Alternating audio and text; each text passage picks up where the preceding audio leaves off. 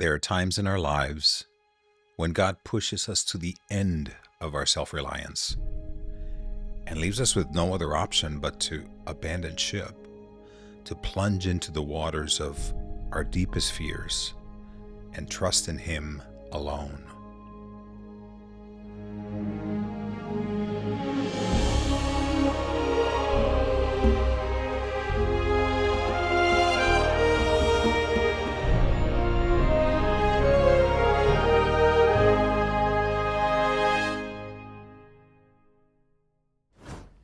Hello and welcome to another episode of To the Ends of the Earth, a CMML podcast. Today we have part 2 of the episode Abandon the Ship with Ezra and Joanna Brainard, who have been serving in the Amazon, and today we have an incredibly powerful story of theirs to share with you. I'm Aaron Fullen. And I'm Joel Hernandez. I am very pleased to be here with you and with our special guest once again. In our last episode, Ezra and Joanna, you told us a story of how you began your missionary ministry, your experiences with culture, and some of the setbacks in your original ministry vision. And if you missed the episode that we're referring to, you need to go back and hear it. It was a great episode and really a lead up to today's story. Yes, so go listen to Abandon the Ship Part 1 to hear the first part of their story. And today, interestingly enough, the title still applies. Different ship, though. So, Ezra, to start things off, we wanted to talk about your poetry. You've written some poetry, and you mentioned your favorite poem. And Joel and I thought it would be really neat to have you read your own work with our audience, because we think it's a great poem. Okay. All right. Though all the world despise my stand, and not a friend will hold my hand, I know someday mine eyes shall see the one who asked hard things of me, and all the mockings I received because of things that I believed will seem as nothing when he says, "Well done." If from today until the grave I'm never used a soul to save, yet still someday mine eyes shall see the one who asked hard things of me, and all the sorrows and the tears that I have wept throughout the years will seem as nothing when he says, "Well done." Though I must leave my friends behind, I'll seek the Lord whom I shall find, and then someday mine eyes shall see the one who asked hard things of me. And I won't care about the fun I could have had with everyone, but just to listen when he says, "Well done." Though I must give my dreams away and let my Savior lead the way, I know someday mine eyes shall see the one who asked hard things of me. And then the big things will be small, and I won't miss my dreams at all. They'll seem like nothing when he says, "Well done." Great. Just curious, how old were you when you wrote these words?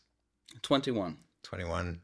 And this is back before you had even stepped on Brazilian soil, I assume. Oh, yeah. And what kind of hard things were you thinking about when you were writing these lines? You know, I hardly remember in particular. I know I was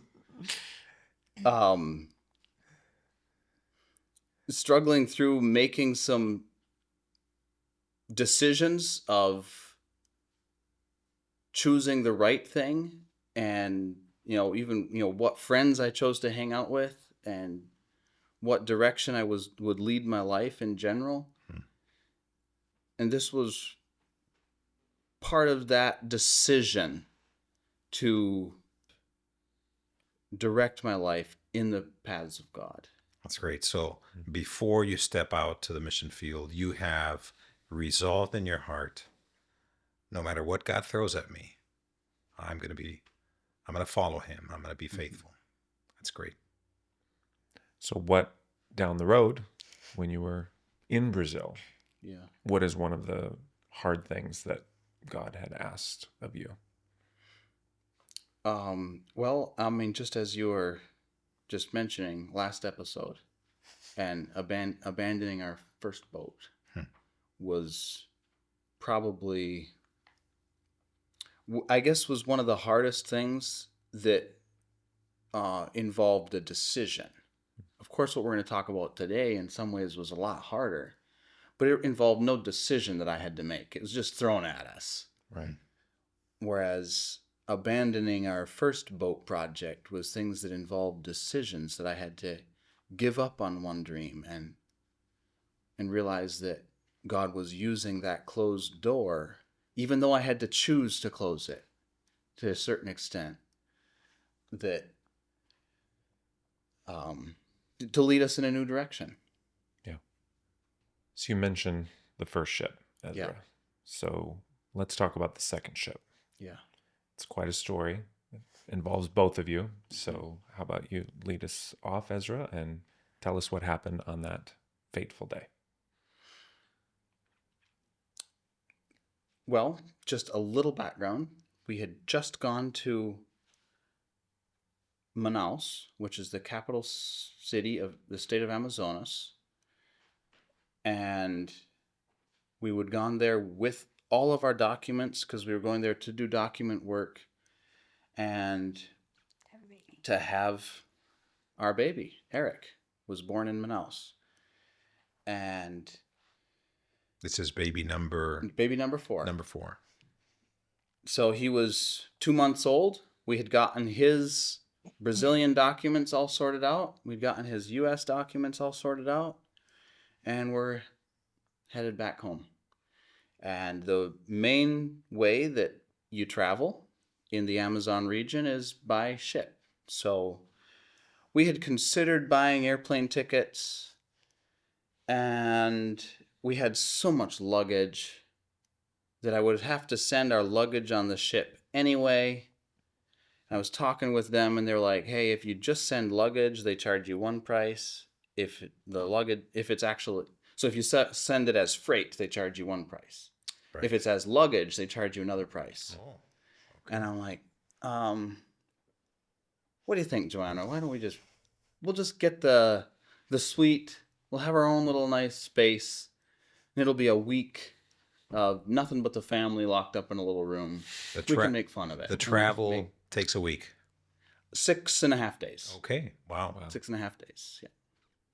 So get all our luggage on the boat, get everything sorted out, getting ourselves into our little room. It's a tiny little room of one bunk bed, and we put some mattresses on the floor. We stuff all of our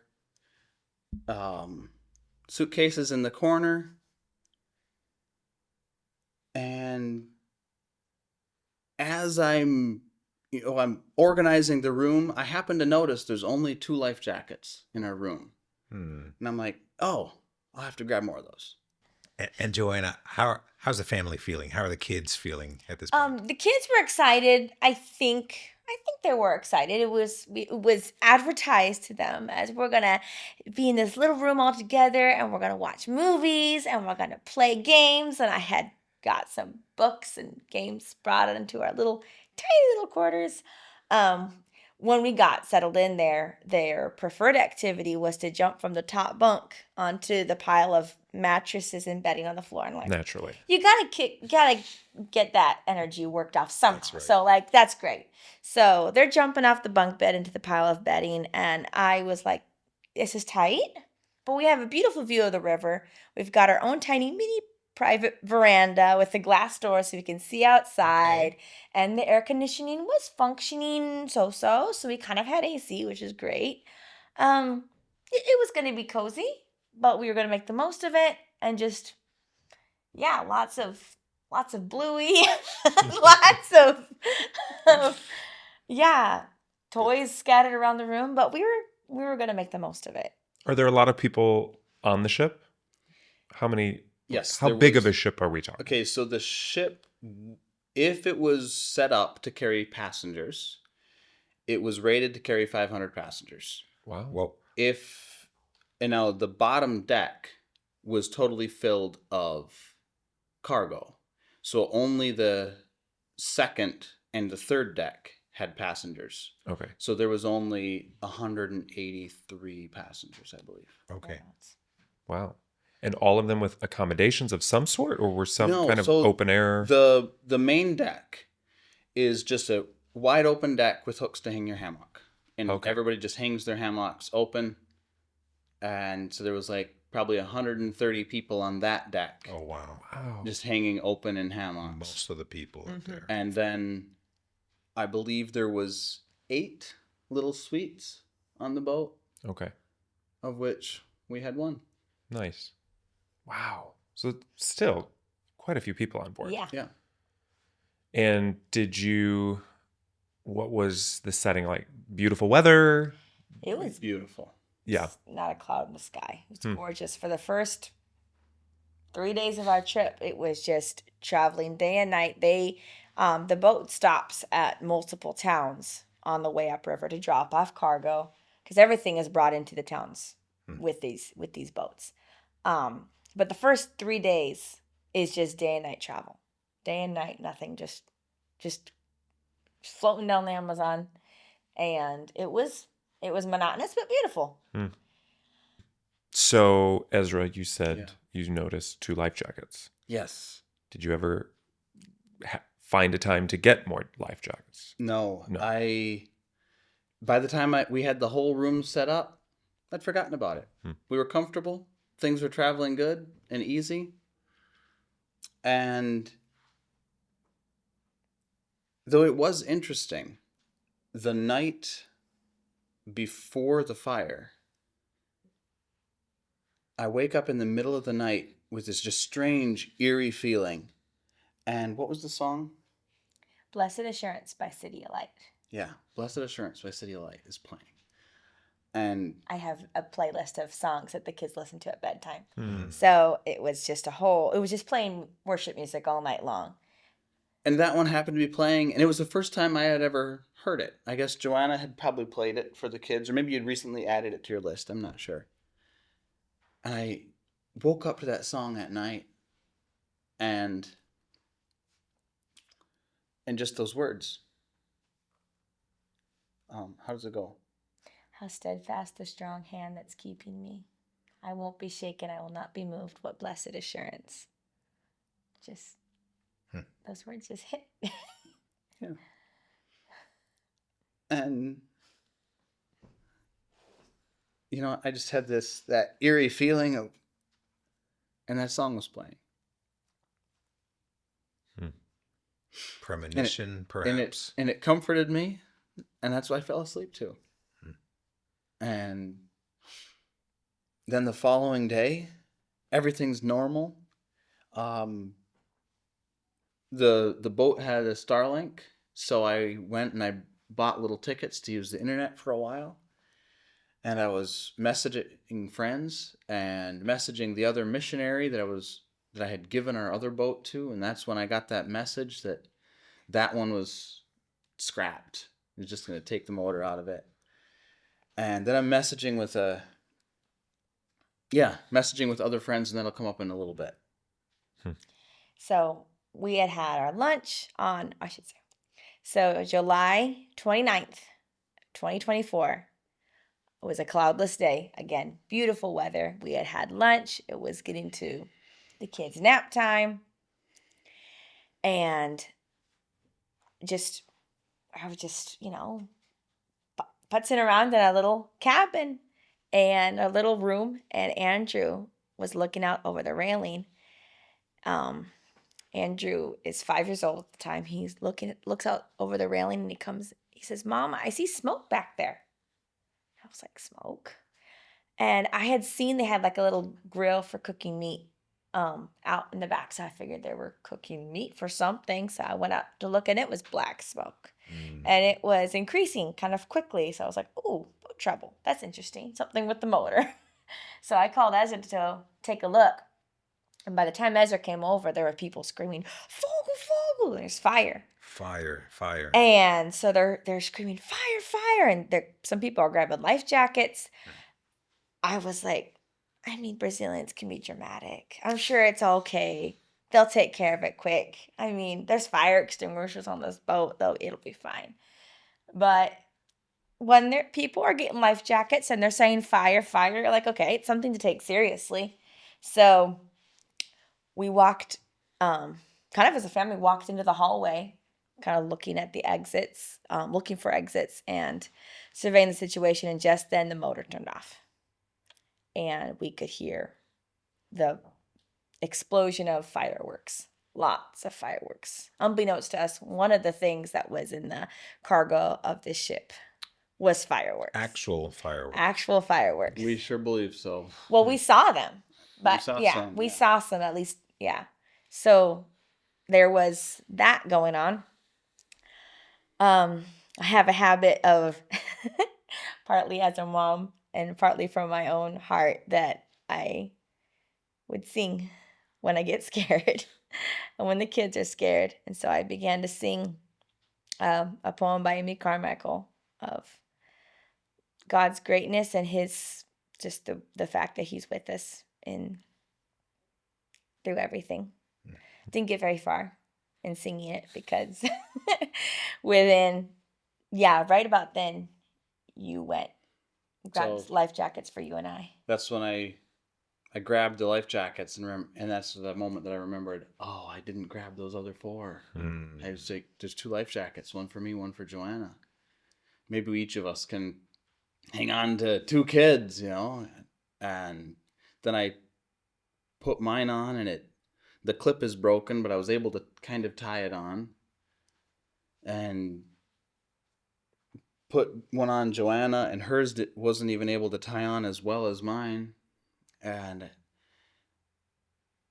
I still have this thought in the back of my mind. It's a steel ship. How fast is it going to burn? Like, it can't go that fast. We have time. I'm thinking we have a few times to get a plan. We have a few minutes to get a plan. So I told Joanna, it's like, you stay here with the kids. I'll be back for you. And I go out, I jump up on the railing, I pull there's actually a guy on the top of the ship that helped me get up there, pulled me up on the top of the ship to grab the life rafts. And there's these huge, heavy plastic or fiberglass, I'm not sure, life rafts. And I saw somebody throw one over in a different part and it hits the water, but the ship is moving. So it hits the water and it's gone. I'm like, well, that doesn't work. That's not helping anybody. So I realized, okay, the life rafts have these ropes. So maybe if I untie the rope, I can throw the raft over and hold onto the rope and keep it by the ship. Yep. All right. But, then this rope had been tied up for so long. It was so sunbaked. I just barely was able to get the thing untied. And then I throw it over and hang on to the rope. And it drifts back and sits right in front of where the fire is. And I'm like, at the top of the boat, I'm like, I don't know, 35 feet above the water, something. And so there's no ladder I can climb down and pull it to the right spot. I'm like, how can I do this? So I just let that one go. And then I go over and I look over the front of the ship and people are already gathering there, but there's no way to drag the life rafts from here to over the front of the ship because it's all packed full of 55-gallon drums.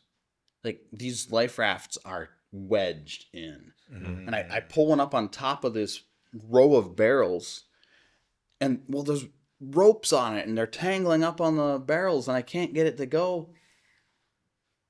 Well, I look over and I see Joanna, and there's already smoke billowing out of our room, and Joanna's there in the smoke. Out of your room. Well, it's engulfed in smoke everywhere. Everywhere. And so within seconds, I'd say, of Ezra climbing up on the roof, telling us to stay in this room, our room starts filling up with smoke. I'm like, no, we're not. We can't stay here. Just a split second of, I don't want to. This is not the moment that I want to disobey orders, so to speak, because he's expecting me here, but we can't stay. So me and the 4 kids, we get on the veranda. It's smoky there. I realize we just have to get to the front of the ship. And I have the 2-month-old Eric under one arm. I'm holding Henrietta's hand. 2-month-old. I'm holding Henrietta's hand, our 2-year-old.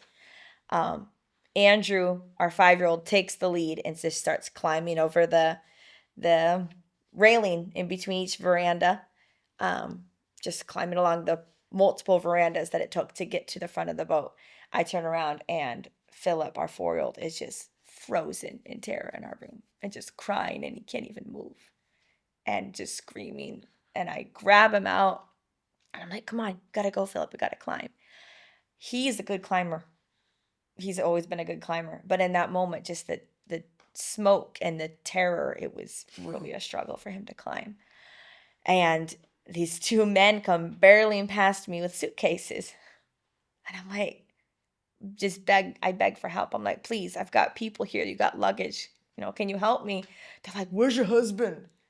And I was like, he's up on top trying to get a life raft. And by now the smoke is so strong, I'm getting disoriented and choking. And I'm just like, what's the point?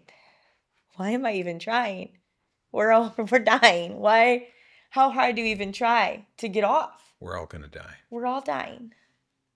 And right then Ezra came down. That's when he saw me. And the rest is kind of a blur. I don't know that I was fully losing consciousness, but I was definitely struggling there. Mm-hmm. But with Ezra's help and another young man that did stop to help us, we got the kids over the last few railings of the last railings of the last few verandas. Got to the front. We're on the 3rd level, so we have to climb down from the outside of the railing to the 2nd level, passing the kids down one by one, and then from the 2nd level to the prow, which that 2nd level to the prow was probably 10, 12 feet. About 12 feet off the water. My babies got passed down, not off the, from each level was 10 feet about, yeah. Sure. 9 feet, 10 feet. They're passing your children down from outside the boat. Outside the boat. To The the next railings. rail. The next level. Extremely dangerous. So is the fire behind you. And the fire chasing you from behind. You kind of, your fear of heights, my fear of heights was diminished from the fear of the fire that I'm trying to run from. Your prayers can have an enormous effect on the advancement of the gospel. We have a great resource for you.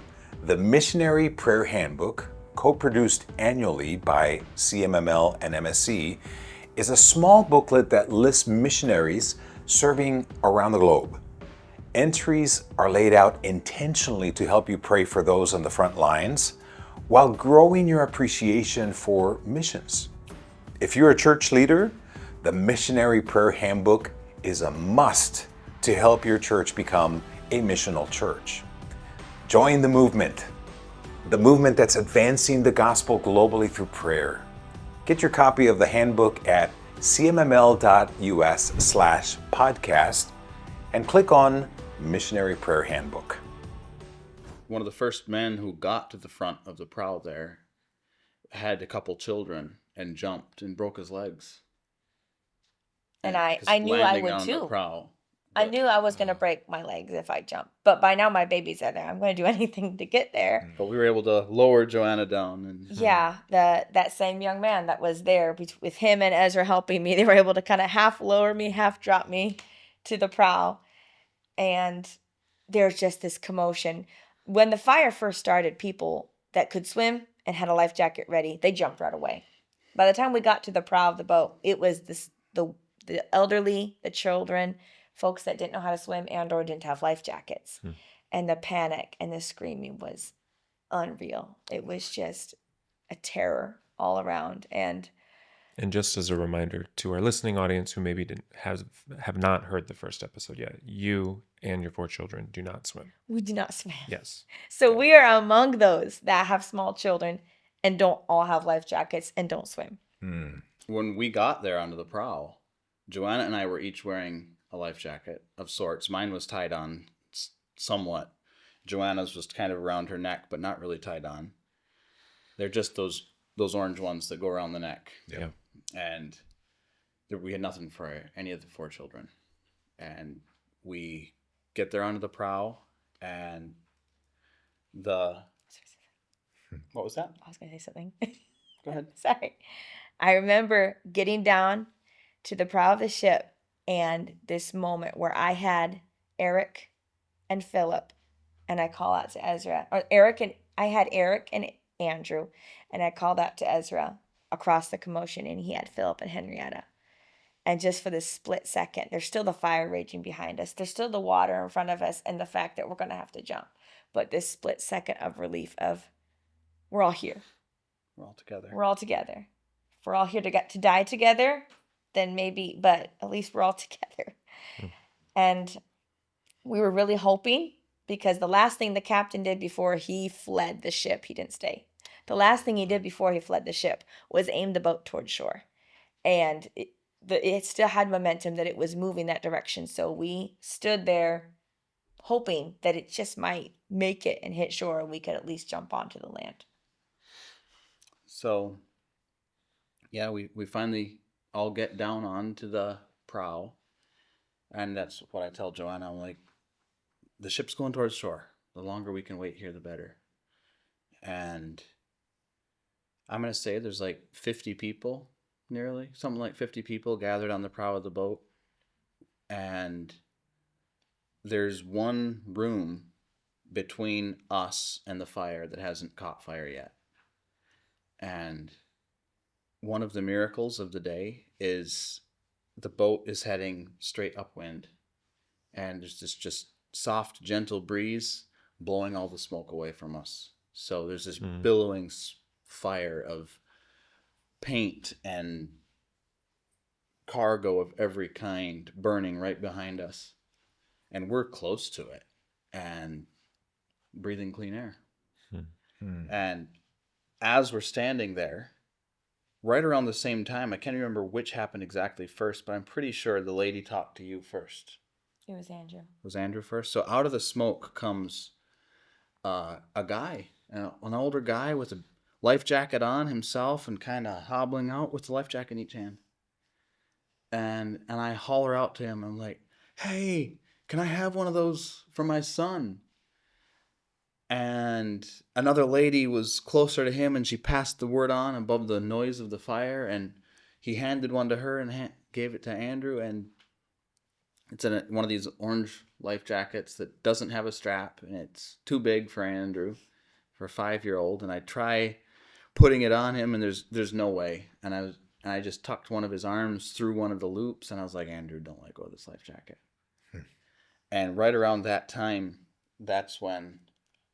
So right about the same time, I have, again, these life jackets that go over your neck. My waist cable thing to buckle it around was totally broken, and there was not a way to tie it on.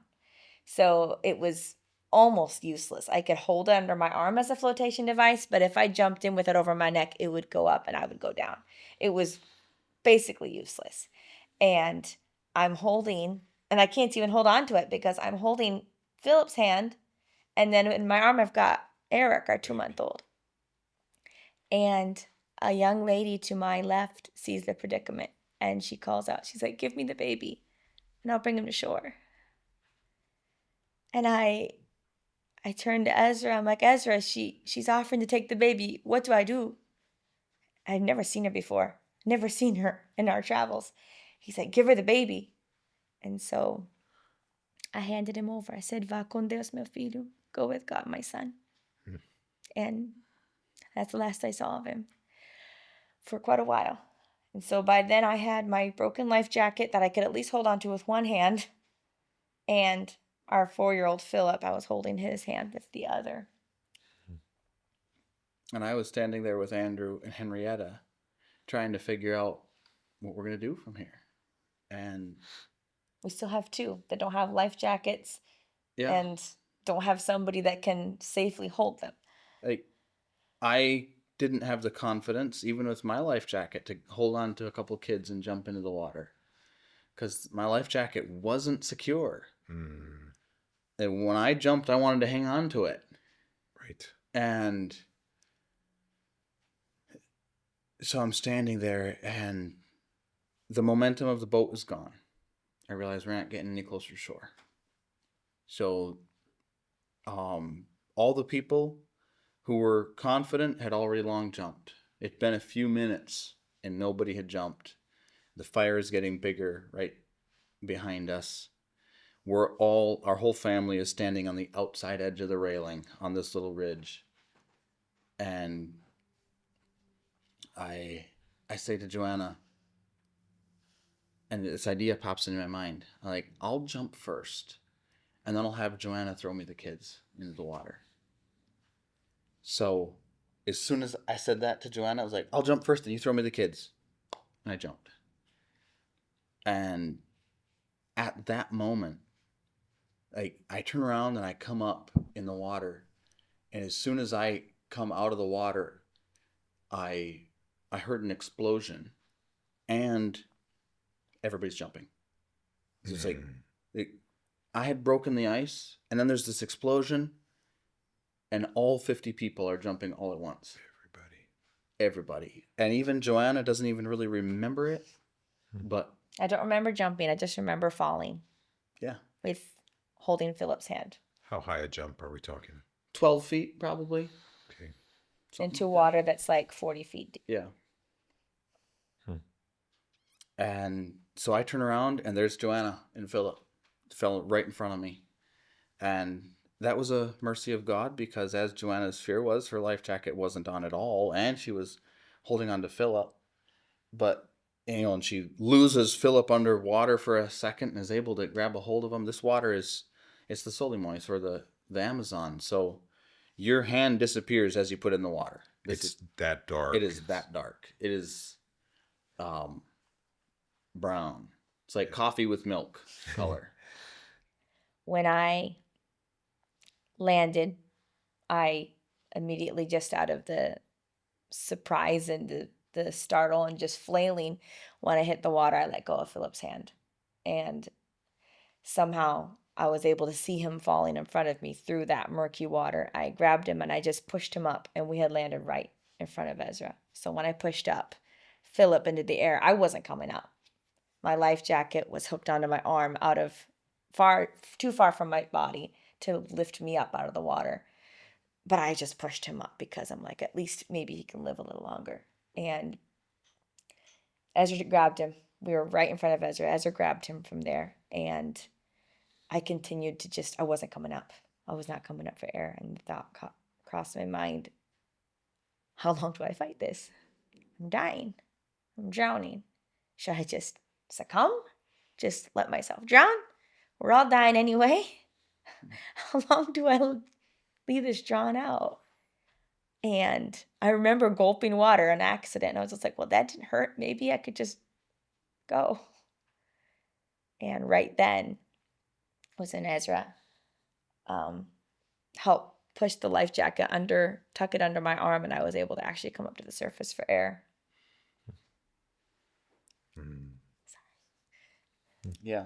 So then I led her over to the prow of the boat, and there was an anchor that was hanging there in a spot that she could hang on to it, and then I'm thinking, okay, well, maybe she can relax here for a second and catch a breath. And just at that moment, Joanna sees Henrietta, and as soon as I get her to that spot where I thought, okay, maybe she can relax here a moment, Joanna was like, what do you say? Well, first you got me to that spot. I was holding on to the boat, and I turned to you and I was like, I never thought we were going to go this way. Never thought we were going to die this way. I mean, whoever does, right? But at that moment, you were having me rest there. You turned behind you and you saw Andrew. Yep. About 20 feet away. And you're like, you wait here. I'm going to go after Andrew. And just then I turned to my left and I saw Henrietta. And her skin was gray. And somebody was pushing her out of the water. Yeah. And the waves were choppy. And we're just at the surface. 8 feet away, you couldn't hardly see a person at that level. But somehow we saw someone push her up out of the water. So just as Ezra said, I'm going after Andrew. I'm like, I'm going after Henrietta. I love you. And You're still thinking, We're done. this is the end.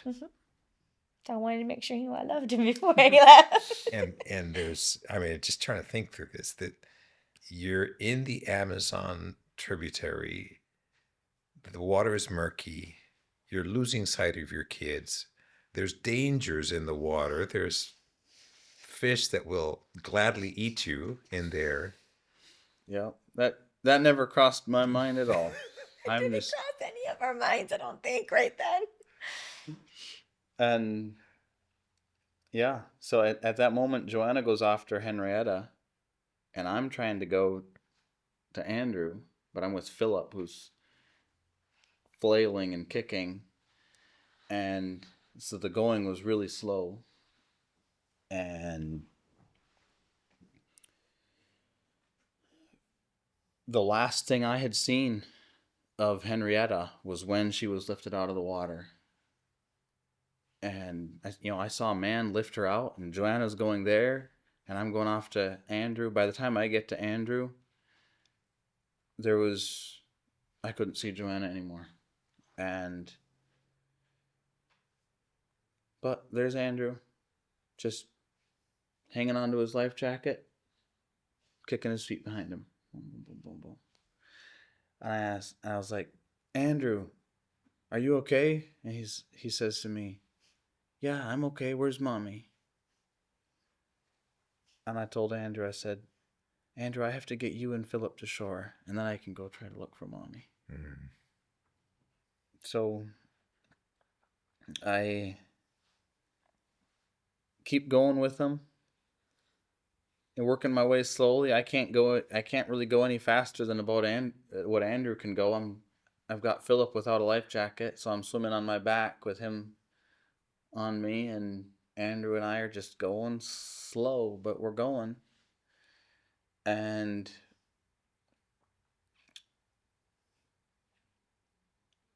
after I don't know how many minutes, we see the first canoe comes by. And this canoe comes up to us. There's another lady in the water nearby us. They take the lady out, and I hand over Philip, and they take Andrew. And I just waved him on. I'm like, my family's right down here. My family's right this direction. Go look for them. I'm fine. By that time, I was probably 100 feet from shore, maybe.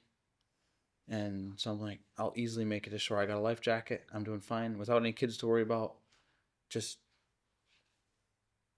go look for my family. My family's right down there. And then when I had handed off Philip and Andrew, and I was by myself, I no longer had any worries about myself. I was safe. And that's when it really hit me. It really started sinking in, the situation that I was in, and I just was praying, God, save my family. God, save my family. And as I'm slowly swimming and working my way to shore and praying, and I remember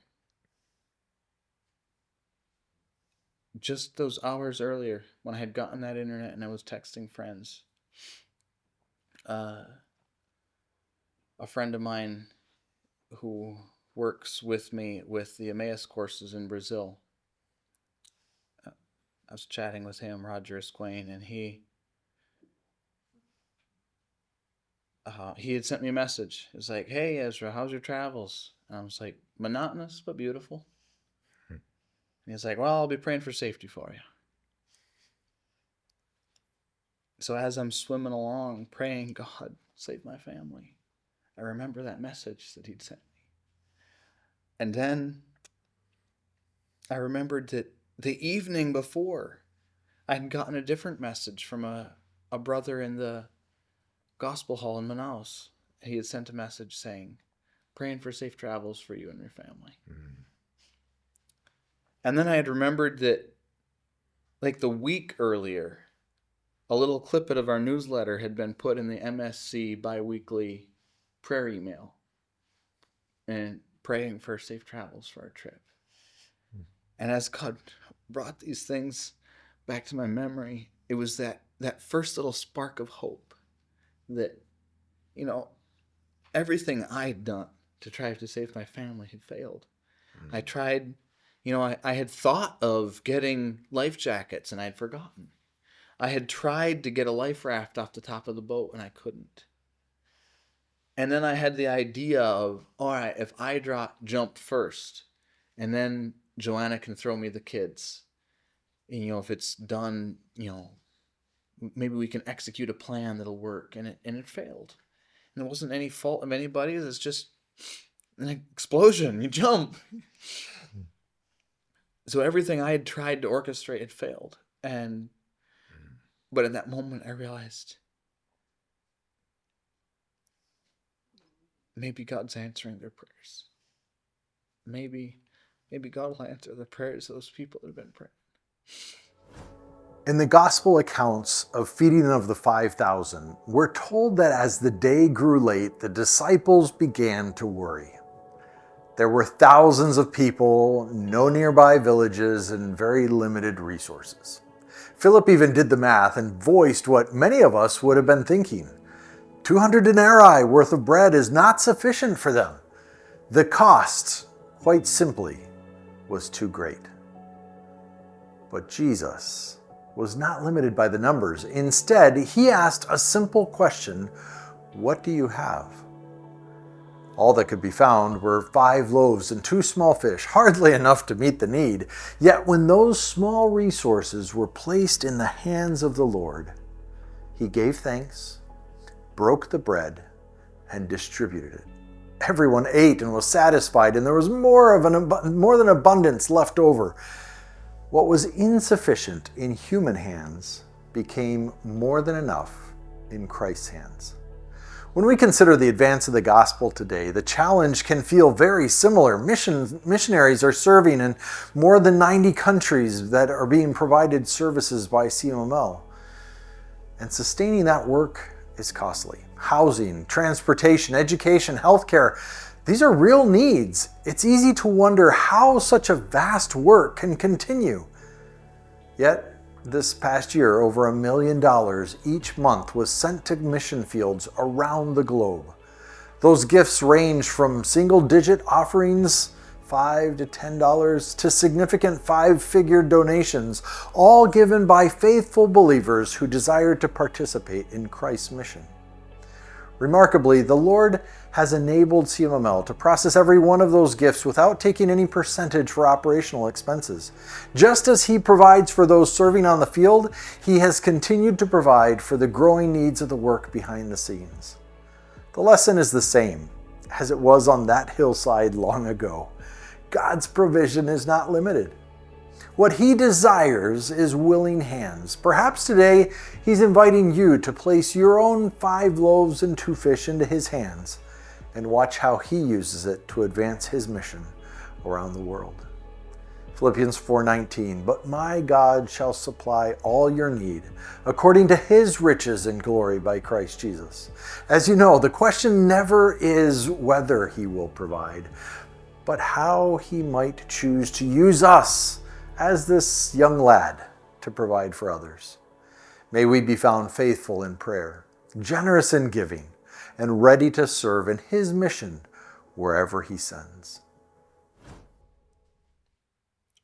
But I still had no certainty. I continued on to shore.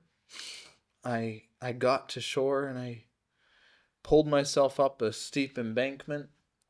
I could hear people probably at 200 yards downriver and around a curve. I was like, there's probably people down there. So I was like, maybe there'll be a little fishing trail up on the top of this, along the edge of the river. So I pull up there and I'm barefoot without anything, without any kind of tool to help cut the jungle away. And so I'm trying to sneak my way into the jungle, and the thought hits me, God just brought me out of this Amazon River, and if I'm not careful, I'm going to die by a snake up here. So I turned around and I went back into the water, and I'm like, I'll just wait. Somebody will come by, and I'll can get me. And by this time, I see boats going all around in the water, picking up people, and I'm like, I'll just wait here. And these are just people nearby that heard the commotion and Yeah, it's another one of the miracles that happened. And Joanna will get to her part of the story in a sec. But so there was a political rally that happened in the nearest town that morning. And just at this time, when there was need, a whole group of these people were returning together in their canoes. The nearest town is 2 hours away by speedboat. So they had started coming our way hours before we jumped in the river. Hours before the boat even caught fire, they had already set out. And they arrived on the scene within 10-15 minutes of us jumping. We were in the middle of nowhere. Wow. And these people just come out of nowhere. Wow. And one of the boats that was there pulling people out was a military boat. There was a military barge that had been delayed the day previous. And because of being one day late on their schedule, they happened to be, I think it was like an hour and a half away by speedboat from when the captain sent out the distress call of the boat. So again, there's a fire on the boat. He sends out a distress call. And an hour and a half later, there's a military speedboat on the scene pulling people out of the water. Wow. And being able to do first aid for people. Just an incredible miracle. That is miraculous. So when I was in the water, where were you at? So when you left me, I had just seen Henrietta. I normally wear glasses. I was wearing glasses at the time, and they had fallen off. Without my glasses, I'm basically blind, almost blind. So it's incredibly blurry, but it's my baby. Mama's honing on that. And so I saw her. I wasn't sure if she was alive. Her skin looked gray, but I'm going to get her anyway. Yeah. And so I'm flailing my way. It's kind of slow going, even though it's just 8 feet, because I don't know how to swim again. So I'm flailing and trying to hold on to my life jacket and making my way over. I get to Henrietta, and I pick her up, and she coughs just a little bit. She is totally fine. She was breathing. She hadn't taken on water. Her primary complaint was, my hands are dirty. Because the gray color that I saw was motor oil. She was coated in motor oil, as was I by this point. My hair was absolutely drenched, and we were all covered in motor oil. And we're still like very close, a foot away, almost touching the boat that's up in huge flames. And I realized, okay, resting by the boat is not a good idea. If this oil catches fire, then we're in trouble. So we need to get away from the ship. So now I have Henrietta balanced on my arm, and under my arm is the life preserver. And I'm just barely keeping my head above water. This life jacket's old, and it's probably just rated maybe for my weight, not for the weight of an extra child. And it wasn't even working properly. So we're trying to make our way along, and just when I thought it couldn't get worse, someone grabs onto me. And my first thought is drowning victims drown other people. I'm like, this is not what I need right now. It was another lady with the same life jacket situation. Hers was broken as well, and she had a young girl with her. And she wanted me to help her. I'm like, I don't know that we're helping each other. But we're stuck now. By this point, our jackets got tangled together, and we were stuck. I'm like, okay, here we go. Let's at least try to coordinate. So I was kicking my legs, and she was stroking with her free arm. And by God's grace, we got into a current and started getting pulled away from the boat. And I don't know that we were going towards shore, but at least we were getting in a different current than the boat. We were getting away from the boat. And right about now, I start seeing these canoes. And I call out for help as loud as I can. And they both pass me by. Now I understand that they were going closer to the fire where there was people in even greater danger. And I think we looked stable. So they passed us by for more urgent cases. But I I really felt abandoned right then. Wow. When I jumped, I had this thought that God was just going to save me. He was just going to miraculously catch me. And then I get there and he's not there. He is there, but he's not. Don't feel it like I thought I was going to. And I had these men barrel past me with suitcases, refusing to help. And then I see these canoes going past me and I feel like they're not helping. And I just felt abandoned.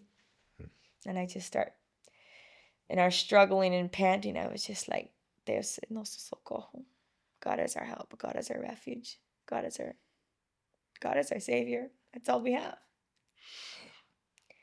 The third canoe came and they picked us up. Picked up this young girl and the lady and Henrietta, and I climbed in. I later found out that girl was not that lady's daughter or relation whatsoever. She had seen this baby in the water and grabbed her. Just grabbed her. And that girl's mom, I believe she had 3 kids that all survived, in part because of the help of a complete stranger who was already in distress, but she still wanted to save someone else. We made it to shore, and again, I couldn't really process or consider where is the rest of my family until we're on our little canoe and we're headed back to shore, and I'm just totally in disbelief that we're alive. But as we're approaching shore, I see another canoe coming, and I don't have my glasses on, so I'm squinting, but I thought I saw Andrew's white blonde hair, and it was Andrew and Philip in that canoe, and it was the very canoe he had sent the boys on. They arrived at the same time we did, and so I had 3 of my 4. Because the baby Is you with had this given complete stranger. a stranger. And my husband, I didn't know where he was. I didn't know why he wasn't in the canoe with the boys. I didn't know if that meant he didn't make it. I just knew I had 3. And I was just obviously in shock and still wondering if it was, I couldn't even say I was grieving because the stress of the situation didn't allow for that really. But I was so just overwhelmed with God's mercy and the fact that he had given me 3. And just also so just keenly aware of God's goodness in everything, through everything, regardless of the outcomes, that he is just always good. And I started to sing that song, I Will Sing of the Goodness of God. It was just the natural thing to do. Just, the Lord is just so good. And my mom always, she has an evangelistic heart, and she would always remind us when people have gone through a scary experience, someone in the community has died or someone's almost died or there's a tragedy, people are thinking about eternity. And just always that admonition, strike while the iron's hot.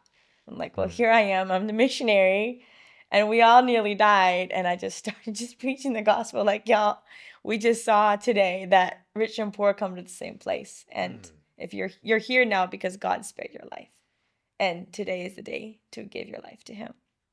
I mean, again, just what do? You have the gospel to the survivors. Exactly. You have eternal life.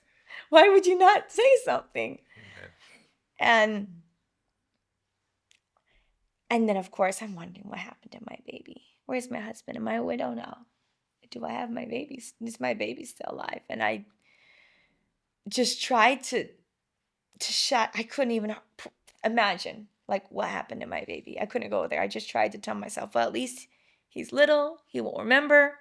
He'll just go straight to be with Jesus and it'll be fine. But it felt horrible thinking that, but just try to cope because I couldn't grapple with the thought of loss right then. Every boat that came by, every canoe that came, I should say, and with more people, there was weeping. It was either weeping for joy from a reunion or from anguish because they just found another one gone. When we arrived at shore, there was 1 or 2 dead bodies on the shore. I remember when we first realized we were going to have to jump off the ship, the thought flashed in my brain. Someone boards and someone broke in pieces of the ship, and the rest made it safely to land from Acts when Paul gets shipwrecked. I was like, could that possibly be? But once I got to shore and I saw dead bodies there, I was just like, I guess not. That was just a random thought. That doesn't mean anything, because people obviously died, and there's no reason why it wasn't my family too. But God's still good. He's just always good. And the last prayer meeting that we had spent with the Gospel Hall back in Manaus, Ezra had preached from Psalm 107. And the takeaway from that passage, as it talks about God's deliverance from these tragedies, but then in the end it goes on to talk about, how he turns the wilderness into dry land, and he turns into desert land, and turns the desert into springs of water. And the end is that admonition: whoever is wise and will observe these things, and they will understand the loving kindness of the Lord. And I thought, if that was the last message I heard from my husband, that's what I need to do right now, is I need to observe the loving kindness of the Lord in this situation.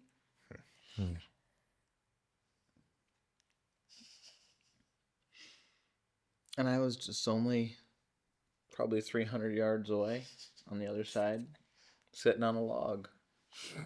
The other shoreline. No, on the same shoreline. It's windy. But around a windy curve. Okay. And Alone. No one else with me. And so the boats would come by nearby, and they'd be, "Are you okay? Everything good? Anybody with you? Anybody injured?" No, I'm okay. All right, we're going to go look for people. We'll be back. And I don't know, a couple hours probably nearly, I sat there with boats coming by nearby to ask, and they'd move on. Just come within shouting distance.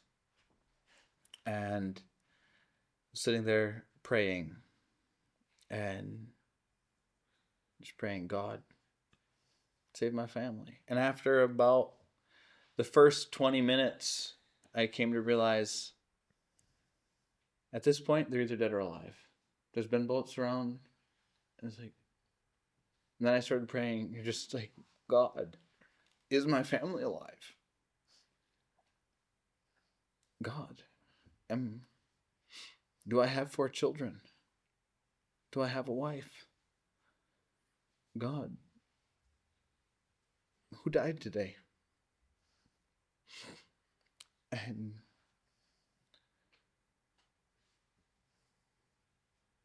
just praying, and I was like, God, you are good. I'll serve you. Just the same. But who died today?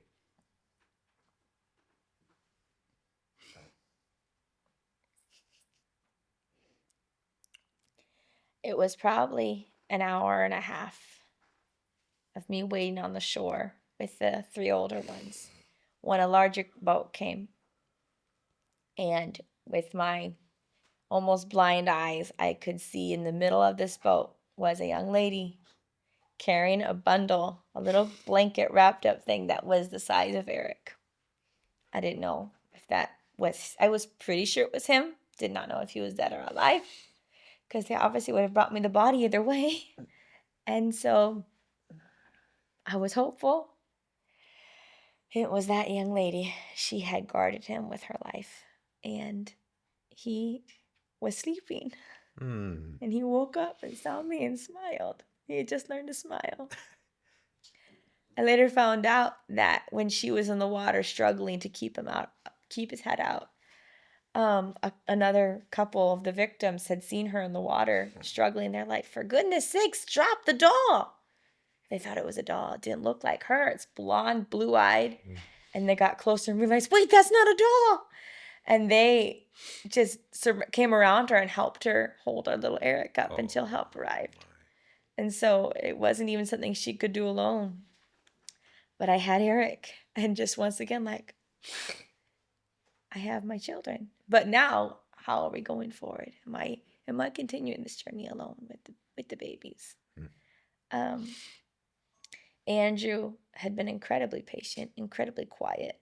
We were thirsty, we were hungry, we were tired, but he was so brave. But he finally asked me, Mommy, can you call Daddy? See when he's coming? And I'm like, no, baby, we don't have our phones. It's all gone right now, but just keep waiting for Daddy. It's okay. And I finally was like, how long do I keep him in the dark? I was like, buddy, even if Daddy doesn't make it back, we'll see him in heaven. He's like, no, I want Daddy. We waited for, after that, I want to say another 45 minutes at least, and the sun was starting to go down, and every boat that came, I was like, did you see a white guy with the beard? He's the only white guy on the boat. He's definitely going to stand out. And no one had seen him. And so finally, the military boat came by. They pulled up to the shore, and the guy stands on the boat, reaches out his hand to pull me in, and he says, "Are you the husband of that blonde girl with the 2 little kids?" 2, not 4. And I hold my hand up like this. I'm like, 4. And the other guy in the back, the back of the boat, he's like, I saw 4. For a moment there, you thought you'd lost 2 children. I had put 2 in a canoe. I didn't know about the other.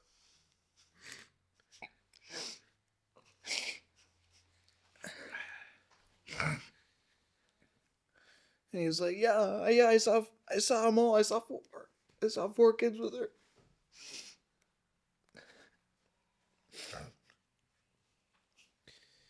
And that was the moment you realized. God had answered all those prayers. God had raised up those people to pray because that was his plan. Mm-hmm.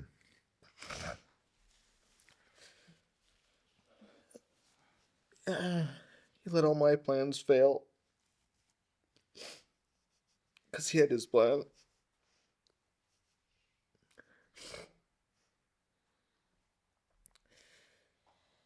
And so, yeah, he brought me over to where Joanna was. They were bringing people to a couple different beaches. They were trying to bring everybody to their families. And so they brought me to where Joanna was, and there we were, the whole family sitting in the mud. As his boat arrived, there was a commotion on the shore, and they're all like, it's your husband. Your husband's here. And I mean, at the one hand, I'm like, he's the only white guy. They're not going to miss him. But there was just that disbelief. Could it possibly be that we're all here? And there he was. It was the most surreal moment. I just don't even have, there's no words for that kind of a reunion. There's just no words. And then I sat down there by Joanna with all the family, and she reminded me that I had just preached on Psalm 107. And then she puts her hand on my leg, and she's like, Ezra, you have your wallet. I was like, oh, I do. I have a wallet. We were traveling with all of the whole family's ID, everything. And the only thing that escaped for the entire family was my Brazilian ID and my driver's license. But that was such a blessing. And I mean, I still had credit cards. So wherever I went, I mean, we had access to money. We had access to, and anything I needed to do, I had an ID to do it. I had an ID to get my kids' IDs. And it was, in a way, such low priority right then. Because as we told people over and over again, we lost everything, but we lost nothing. Yeah. We lost nothing important. But it was also such a gift to have that, because the recovery process that made things easier. We, from the shore, the military first tended to the burn victims. Our family was basically unscathed, though Henrietta had a very small burn on her arm that we saw later. She was evidently close enough to whatever exploded to get a small burn, but very minor. So first the military tended to the more severe burn victims, and they started shuttling us to their barge, which was, I think they had moved it closer because I want to say it was like a 20-minute trip away from the shore where we were waiting. And dead and alive. It wasn't just survivors down there in the bunker room of their barge, but we were all piling in, sitting on the bunk beds, and they pass around a notebook and a pen, asking for survivors to write their names. And as I couldn't write, I was shaking too much. As I wrote down 6 names. We made the survivors list. And as I'm writing down the names, Joanna says to me, never expected to be on a survivor's list. And it was only later, as I thought about it, and I realized, you know what? That's my whole identity. I'm a believer. I'm saved. I'm on a survivor's list. I have my name written in heaven. That my name's written down. I mean, that's my whole identity.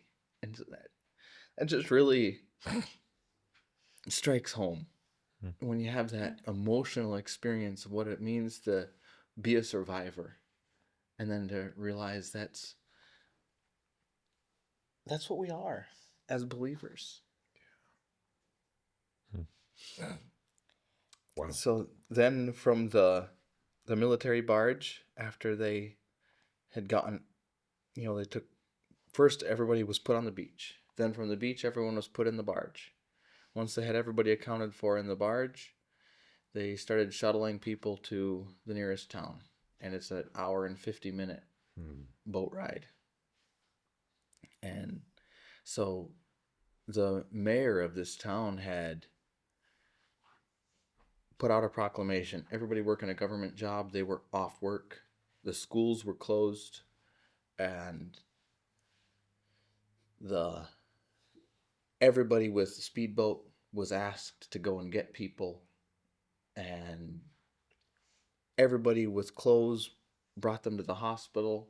Everybody who was a doctor or a nurse went to the hospital, and they opened the hospital up, and people were making meals. They had hot food ready. And so when people started getting shuttled to town, everybody was shuttled, and everybody with a car went to the boat port, and the people with boats would drop them off at the port, and they'd load them up in cars, and they'd drive them to the hospital, put them through triage to make sure everything was good, and get showers and a change of clothes. It was all given by the community, by the town of Wadani. That town of Wadini, the entire town, it looked like, was at the boat dock, ready to greet us and clapping and cheering as victims were shuttled to the hospital and to the shelters. There was they were, it was just so much love and so much care. It was just incredible how the whole community stepped up and was just so happy to be up till 3 a.m. making hot food, serving people, getting people to their beds, reuniting folks, mothers and children that had gotten separated with all of the shuttling. There was happy reunions as family found each other, and it was just a very, very emotional in every sense of the word.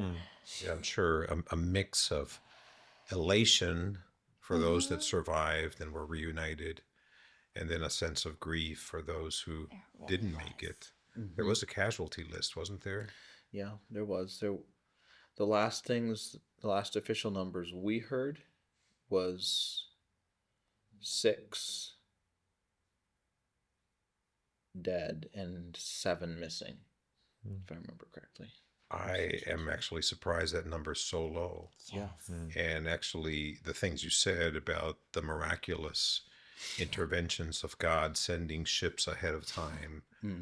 I believe that the people that were praying for us, God in answering those prayers, it saved a lot of others as well.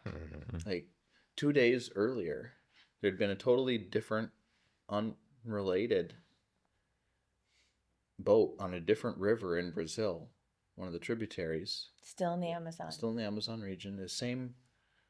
Pretty much the same thing had happened, but rather than happening in the afternoon, it happened at night.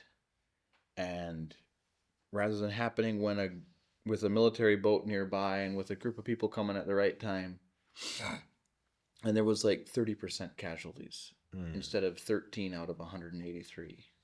Wow. So how long, timeline-wise, from when the fire started to when you were reunited on the shore? Do you know about how much time had passed? It was about 2:30 when we jumped, and I remember it being like 5 to 5:30 when we were reunited. Wow. Yeah. Wow. In a way, fast, and in a way, an eternity. Yeah, that's a long time. Yeah. The whole town of Watanee came together in an incredible way, and they brought food, like the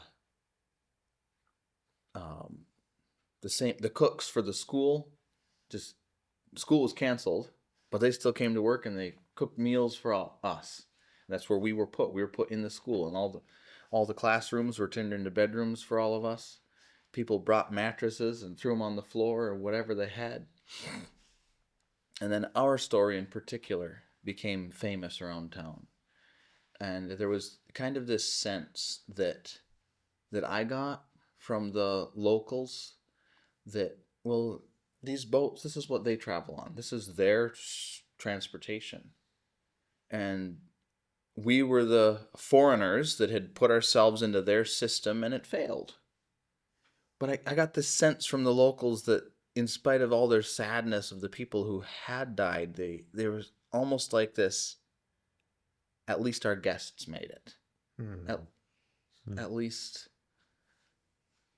the Americans survived. And the babies. And the babies. Like they were, We had the youngest baby on board. And I think 3 times over that following day, people were coming to visit and wanted to bring us gifts. And I mean, everybody brought diapers. They made a rule at the school, like the people keeping track of who would go in and out. And they're like, nope, can't go in unless you have a reason. You have to at least be bringing a gift to go in. Well, then that meant everybody had to go buy diapers for us, right? Yeah, could come in. And so everyone was coming with gifts, and they'd bring diapers. And then someone else would come, and they'd bring more diapers. We didn't buy diapers for 4 months. We had diapers. But I think about 3 times over that following day when people were coming in, someone would come and they're like, oh, look at this hero father who saved his family. And I'd say, no. Everything I tried failed. God saved my family. There's people praying, and God saved my family. That's such a powerful lesson. To come to the end of yourself and say, everything I've tried for my survival, for the survival of my family, has come to nothing. And now, what do you do when you come to the end of all of your resources? Well, that's when you look up and say, God, it's all up to you. And what a tremendous lesson to learn. And one of probably the worst moments of your life. Mm-hmm. We're so glad your lives were spared. We're so glad that you had the joy of being reunited. We're so glad that you had the experience of answered prayer in such a powerful and living way. It's just tremendous. And, regardless of what you do in the future, we are sure that our lives are given to us by God for a purpose. And so we look forward to the great ways God will continue to use you and your family to showcase his glory. Amen. I also think it's fascinating the parallel between the first episode we did with you, with your dreams going up in ashes, but God's plans being bigger than your own, and that his plans never go up in ashes. And you also had a physical boat, go up in flames. Just with and yet God was there with you and brought you through it. You referenced a book, These Strange Ashes by Elizabeth Elliot. And this is a quote from that book. To be a follower of the crucified means sooner or later a personal encounter with the cross, and the cross always entails loss. The great symbol of Christianity means sacrifice, and no one who calls himself a Christian can evade this stark fate. 1 Peter 1:21, for to this you are called, because Christ also suffered for us, leaving us an example that you should follow his steps. Suffering is naturally a part of the Christian life. We all have our fair share of it. This is an incredible story of suffering for you guys. How does one deal with suffering? So I know this is relatively fresh for you guys, so you're still processing all that this means for you and your family. But I'm sure there's plenty of people listening and watching who are suffering in some way. And what's something you've learned thus far since then, as you've thought about it, that you could share with those who may be going through the hardest times of their lives?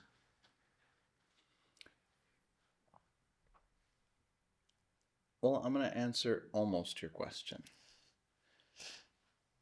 But for me, one of the most difficult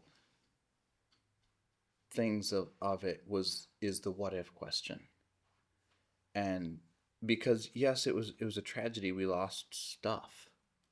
But it's better to call it an almost tragedy, because we didn't lose any children.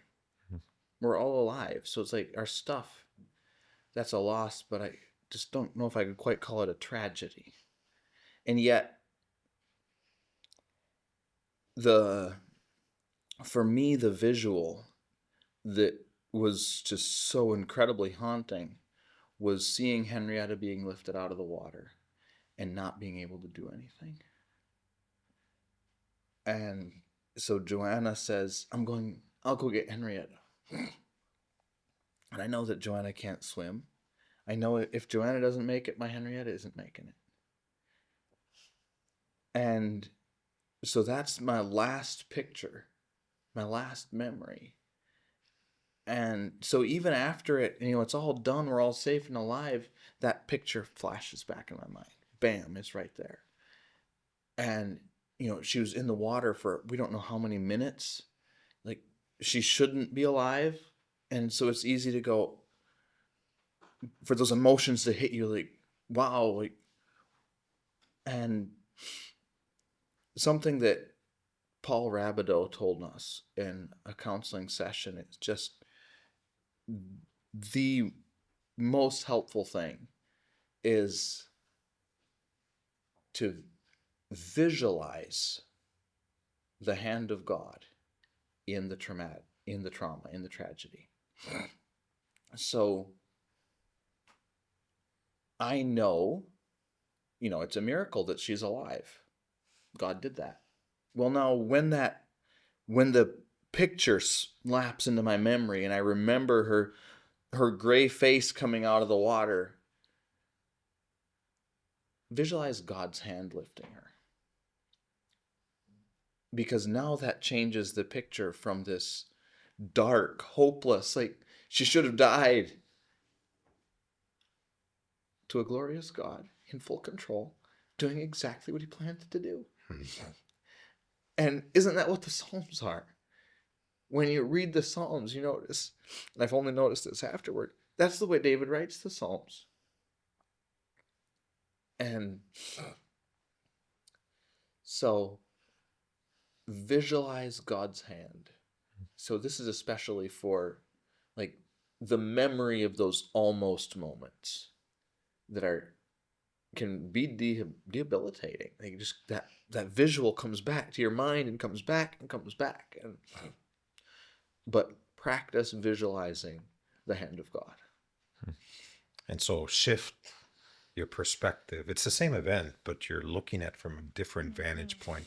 So grateful for Dr. Paul Rabideau, Yes. a counselor who is able to help missionaries process trauma and hardship and loss.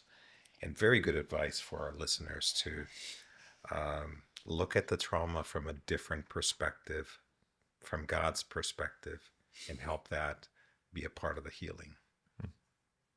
Joanna, how about you? I think the biggest takeaway that I have, one of the biggest things that I've taken away from this whole experience was just remembering feeling so abandoned and forsaken, whether it was by people, perceived abandonment or actual abandonment. And even when God didn't come through like I thought he was going to. And I can look back and see he was in every single detail. But in that moment, it didn't feel that way. And now, as someone who has struggled a lot with anxiety and depression, like that was talked about last episode, like, just because I don't feel it doesn't mean he's not there. And my dad likes to say, we can look back in advance at God's faithfulness. We already know we're going to look back and see how faithful our God was. We can already start doing that through faith. We know that's how certain his goodness and faithfulness is. So that's something that I cling to now. And in going forward with new fears unlocked and a new heightened sense of awareness of scary situations or perceived scary situations, and so many what ifs that, well, like if we could go through that, what else could it be? Psalm 23:6 has been such a comfort, because in all of the what ifs, what I know for sure is that surely goodness and mercy will follow me all the days of my life. That's what I know for sure. I don't know anything else. I just know that goodness and mercy are going to be there. And I've seen it. I've seen it firsthand. And I just hope that's an encouragement to others too. Like God he still does this. He still works like this. And he's still with us, even when it doesn't look like it at all. Even though I walk through the valley of the shadow of death, I will fear no evil, for thou art with me. We had been memorizing that with the kids prior to the accident. And that's what I told Andrew as we sat by the shore. I was like, Andrew, we just walked through the valley of the shadow of death. And he's like, it made sense. Death is a hard thing to talk about with little kids, but they just saw it. Yeah. So they knew.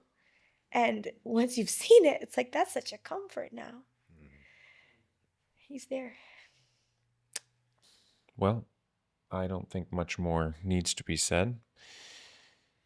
Thank you, Ezra and Joanna, for being here and telling this story. I know it's not easy to relive something like this, but it's incredibly impactful to us as the hosts and to our listeners. And I do think it's worth challenging our audience to remember what Ezra said when he wasn't even sure if his family was still alive. The thing that comforted him as he was swimming toward shore was remembering 2 or 3 people that prayed for him, that prayed for safe travels. And just that knowledge alone reminded him of God's presence and the power of prayer, and that it's effective.